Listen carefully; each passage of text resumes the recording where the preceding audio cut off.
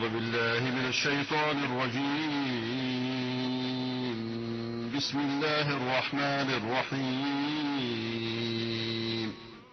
کسانی که میگن اولیا، ائمه، همه اینها در کون تصرف میکنن، خداوند جوابشون داده در قرآن. مشکل اینه که قرآن رو نخوندین مسلمان ها. من چرا این نوار میذارم هر هفته، هر روز، هر جلسه؟ اله مع الله؟ آیا الهی با خداوند هست؟ فریادرسی با خداوند هست؟ الا له الخلق والامر. دستور از آن کسیست که خلقت از آن اوست. لله ملک السماوات والارض.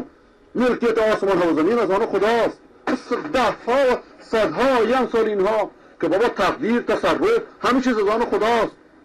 میگه آخر آقا ائمه، آقای خمینیه، ائمه آسمان. آقای برقی میگه من آقای خمینی رو دیدم زمانی که در قم بود، داشتم درس رو گوش میکردم.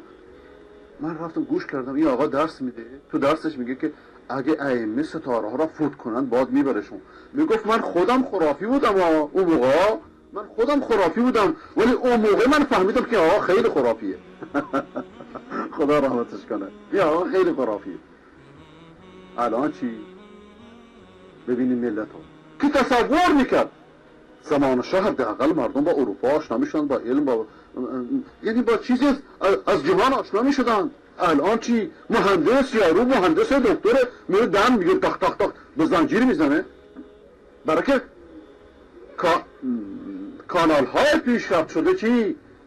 سینه زنی. امروز رئیس جمهور رو دیدم سینه میزنه. خاک بر سر این رئیس جمهور، خاک بر سر افرادی که این افتضاحات رو در میارن. اینا رئیس جمهورن. میگه فرهنگ ما محرمه. بله فرهنگ شما عاشورای، ولی عاشورای دینه،